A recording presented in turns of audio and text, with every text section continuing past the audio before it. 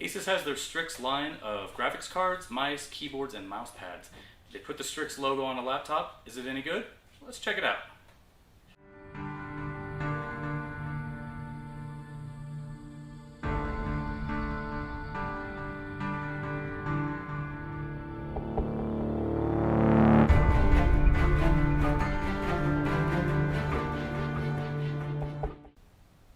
On the GL502VT DS71, this, as I mentioned, has a 15.6 inch screen and the resolution is 1920 by 1080 on it. It doesn't have G-Sync on the VT model, which is what we're looking at today, but the VY model with the 980M graphics card will have G-Sync on it. So there are a couple differences between the two.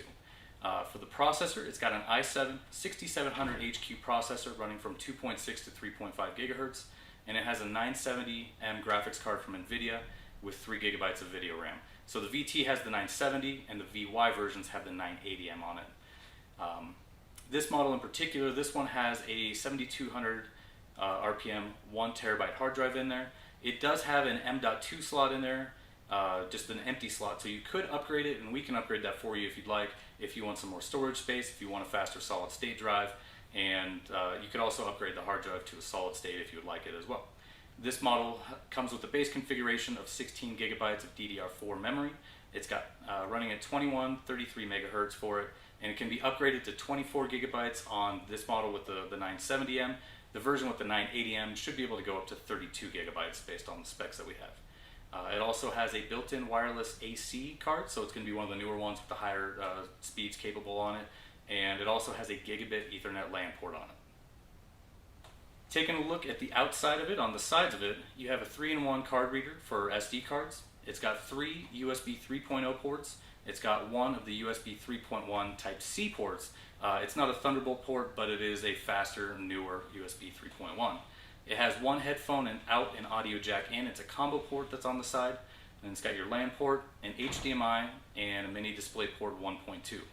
Up in the top of the bezel there, above the screen, you'll see that it's got a high definition webcam and a microphone right there. And then also on the outside of it, it does have a Kensington lock.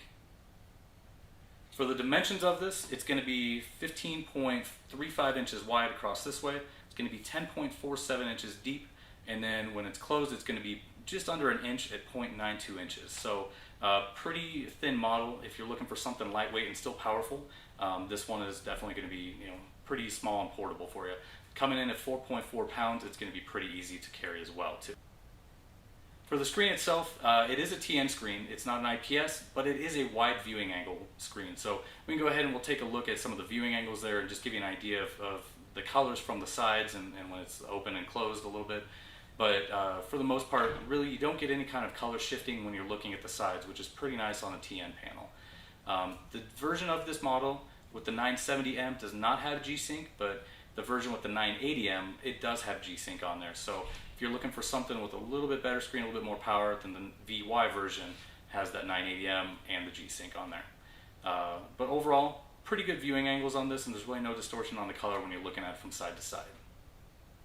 And then taking a look at the keyboard area and what we call the C panel when we're doing a graphic wrap or any kind of painting, we'll look at the keyboard and everything that's on there. So the keyboard itself is pretty standard size for a 15-inch model, very similar to what you'll find on a lot of ASUS models, just how they type in, the size of it there.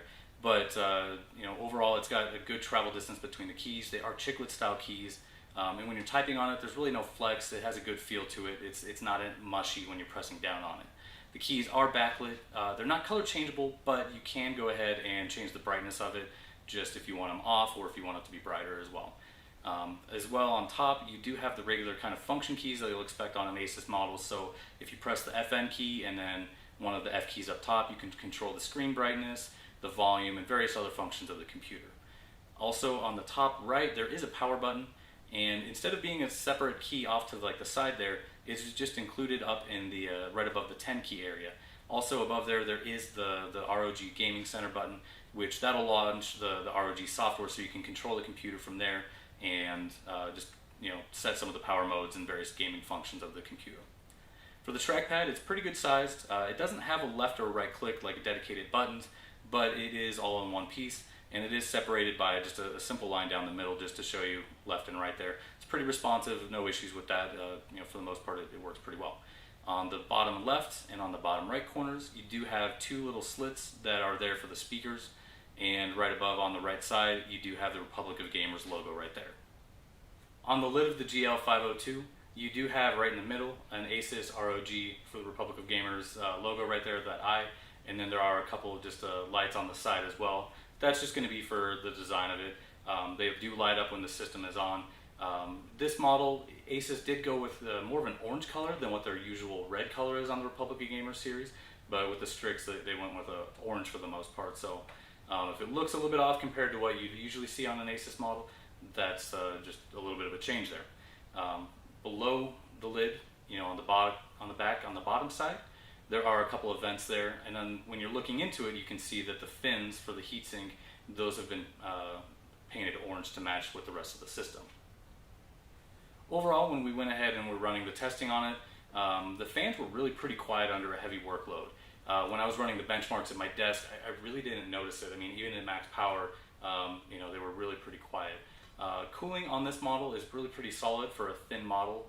Usually when a computer is thinner and under an inch, it generally tends to run a little bit hotter just because there's not as much room for airflow.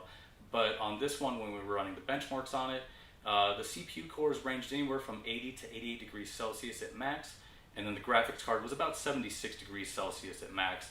And that's just with the stock, kind of cooling in there. That doesn't include if we have any kind of upgrades to it, like the IC Diamond thermal compound.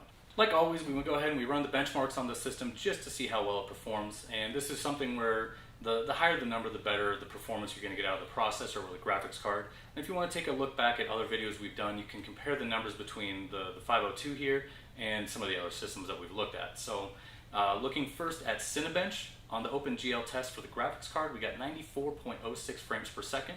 And on the Cinebench CPU test, we got 653 points on that one. And then below each score, you can also see other systems that have run the test and just how well it compares to the scores that they've got. On the Firestrike benchmark, for a combined score, we got 6,592 for that score, coming in at 42% better than any other graphics card that had ever run the program. So that includes other laptops, other desktops, and really any other system. On the Skydiver test, we ended up getting 18,793, and that one was better than 66% of all the graphics cards that the test has been run on. So that seems to be about normal for what we get with a 970M graphics card. When we went ahead and ran the Heaven benchmark, we got 63.5 frames per second on average, and that's on an ultra settings on that test. The score itself was 1600 with a minimum of 24.2 frames per second and a max at 126.8 frames per second. Then, like always, we went ahead and ran Crystal Diskmark, and this is just to show the read and write speeds of the hard drive or the solid state drive, depending on the configuration. And again, the higher the number, the better, the quicker it's going to be able to load programs and write programs onto the drive. So for this one, we got 124.9 megabytes per second on the read, and then 115 megabytes per second on the write, and that was on the sequential test speed. On the inside, you will see you've got your battery right here. You've got your 2.5-inch hard drive bay right there. Underneath this little flap is where you're going to find your wireless card. Then you've got one stick of RAM right here, so the one that's upgradable. And then right here you've got your M.2 slot that's open on this model, which you could upgrade it. We do have options for that. And then underneath here you've got your CPU and your GPU, and then the heat sinks and heat pipes, and then the fans that are going to take everything and blow it out the back there. So there you go. That is a look at the ASUS GL502VT DS71. Again, this is the new Strix model, the new 15-inch model from ASUS. So if you're looking for a thin, light, and portable system that still has some good power to it, this is going to be one to consider. For the most part, it's got a good solid build quality in the frame. The keyboard is nice to type on. The trackpad is responsive, and the sound quality on this one was impressive. Like a lot of other ASUS models, it does have good cooling, and the fans are quiet under a heavy workload. If you have any questions on this model, the VY version of it, or anything else, any of our services or upgrade options, feel free to call us at 1-888-289-9684. You can always email us at sales@exoticpc.com, and you can hop onto the live chat on our website and ask us questions that way. For more information on these videos, if you hit like or subscribe and keep up to date, there should be more videos coming out with anytime we get a new system. Again, my name is Patrick. Thank you very much for watching. For Exotic PC, have a great day.